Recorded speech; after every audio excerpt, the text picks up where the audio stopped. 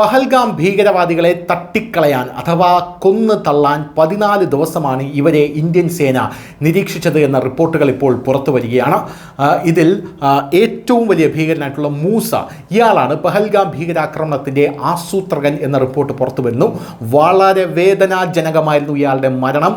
Indian സൈന്യം അത്തരത്തിലാണ് ഇയാളെ കൊന്നു തള്ളിയത് എന്ന റിപ്പോർട്ടുകളാണ് ഇപ്പോൾ നമുക്ക് ലഭിക്കുന്നത്. ഓപ്പറേഷൻ മഹാദേവിൽ ഈ പഹൽഗാമിൻ്റെ മുഖ്യ സൂത്രധാരനായിട്ടുള്ള മൂസ എന്ന് പറയുന്ന ആ ഭീകരവാദി കൊല്ലപ്പെട്ടിരിക്കുന്നു എന്ന റിപ്പോർട്ടുകൾ കഴിഞ്ഞ ദിവസം തന്നെ പുറത്തു വന്നിരുന്നു. എന്തായാലും ഏപ്രിലിൽ ജമ്മു കശ്മീരിലെ പഹൽഗാമിൽ നടന്ന ഭീകരാക്രമണത്തിൻ്റെ മുഖ്യ സൂത്രധാരനും ലഷ്കർ ഇ തോയ്ബയുടെ ഉന്നത കമാൻഡറുമായിട്ടുള്ള ഹാഷിം മൂസ സൈന്യവുമായിട്ടുള്ള ഏറ്റുമുട്ടലിൽ കൊല്ലപ്പെട്ടിരിക്കുന്നു. തിങ്കളാഴ്ച ജമ്മു കശ്മീരിലെ ശ്രീനഗറിലെ ലിഡ്വാസ് പ്രദേശത്ത് സൈന്യവും ഭീകരരും തമ്മിൽ കനത്ത വെടിവയ്പ് നടന്നു. ഇതിൽ സൈന്യം 3 ഭീകരരെ വധിച്ചു. കൊല്ലപ്പെട്ട 3 ഭീകരരിൽ പഹൽഗാം ഭീകരാക്രമണത്തിന് ശേഷം പോലീസും സുരക്ഷാ സേനയും തിരച്ചിൽ നടത്തി വരികയായിരുന്ന മൂസയും ഉൾപ്പെടുന്നു എന്ന റിപ്പോർട്ടുകളാണ് നമുക്ക് ലഭിക്കുന്നത്. കഴിഞ്ഞ ദിവസം ഇത് സ്ഥിരീകരിക്കാത്ത റിപ്പോർട്ടായിരുന്നു. എന്നാൽ ഇന്നത്തെ ദിവസം ഇത് സ്ഥിരീകരിച്ചിരിക്കുന്നു. അയാളെ ഇന്ത്യൻ സൈന്യം വധിച്ചിരിക്കുന്നു. തിങ്കളാഴ്ച ജമ്മു കശ്മീരിൽ നടന്ന ഏറ്റുമുട്ടലിൽ കൊല്ലപ്പെട്ട 3 ഭീകരരെ മൂസ എന്ന ഷാ, സുലൈമാൻ, അബു ഹംസ, മുഹമ്മദ് യാസിർ എന്നിവരാണെന്ന് തിരിച്ചറിഞ്ഞിട്ടുണ്ട്.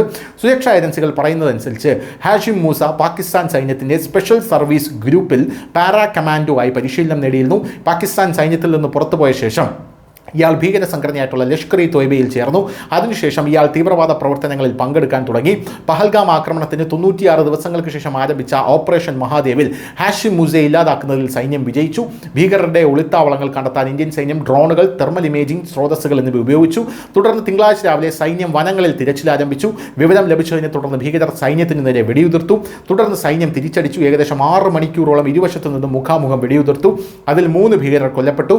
ഏറ്റുമുട്ടൽ സ്ഥലത്ത് നിന്ന് AK-47 ഗ്രനേഡുകൾ, IED-കൾ എന്നിവ കണ്ടെടുത്തു. പാകിസ്ഥാൻ ചാര ഏജൻസിയായിട്ടുള്ള ISIയുമായി ബന്ധപ്പെട്ടിരിക്കുന്ന മൂസയിൽ നിന്ന് പാകിസ്ഥാൻ പാസ്പോർട്ടും സാറ്റലൈറ്റ് ഫോണും കണ്ടെത്തിയിട്ടുണ്ട്. ഈ ഏറ്റുമുട്ടൽ സ്ഥലത്തിൻ്റെ ചില ചിത്രങ്ങളും പുറത്തു വന്നിട്ടുണ്ടെന്ന റിപ്പോർട്ടുകൾ ഇപ്പോൾ നമുക്ക് ലഭിക്കുന്നുണ്ട്. News desk, news Malayalam.